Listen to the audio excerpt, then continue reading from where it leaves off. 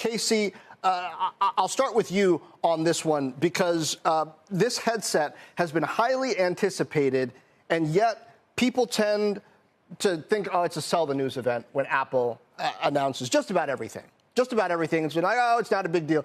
Then years later, perhaps it is a big deal. How do you frame what Apple's multi-year approach is to these technologies and how an investor should sort of prepare for that?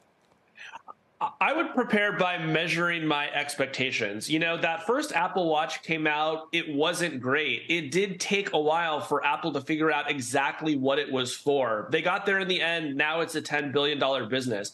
I think this VR, AR headset could be an even bigger business, but there's still a lot of fundamental technology that needs to get invented in order for it to work as well as Apple wants it to and for it to be affordable. So if investors want to invest based on this product, I think they have to be prepared to be very patient.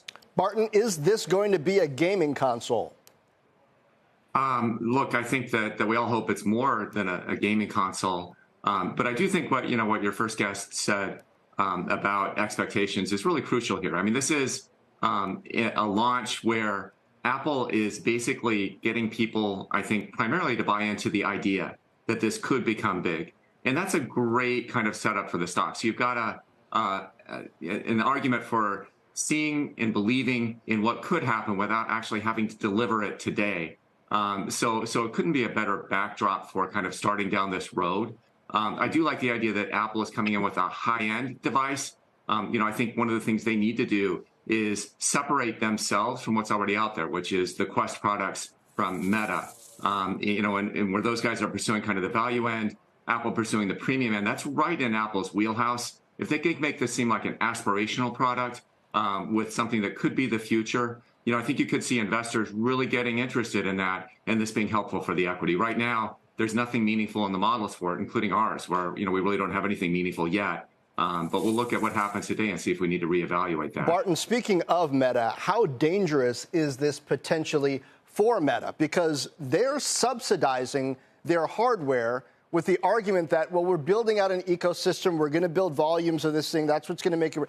If Apple comes in with a product that costs multiples more than Meta's, that they don't have to subsidize, and it's even just equally popular, not even more popular, right? Doesn't that mean that Meta bleeds cash for no great outcome down the road? Well, I think, the risk for Mark Zuckerberg, is that Quest becomes the Fitbit of virtual reality, the early leader that ends up being, too cheap relative to the Apple device out there. And I think that from the stock perspective, that's not necessarily bad. I mean, I think that investors would love to see Meta rein in its investments in the reality. We like the stock. We like it for the apps. We're not there for the metaverse. Now, the risk is that they dig in their heels and, they spend more chasing something that really they aren't going to win.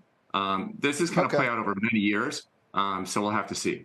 Casey, Barton said that he hopes that this is more than a gaming console. I think part of the problem with some of these things when they come out is they try to be everything. Like the watch, it's a health monitoring device, really, that happens to also tell time. And that's what's great about it. It took a while to figure that out, right? The Meta Quest, I don't know what that thing is. Legless avatars, it's supposed to be some kind of bad meeting room, I don't know. But if they were to come out with a great gaming console that goes on your face and mixes in with reality and is the most awesome thing my kids have ever seen, that I could get behind, right? What about it?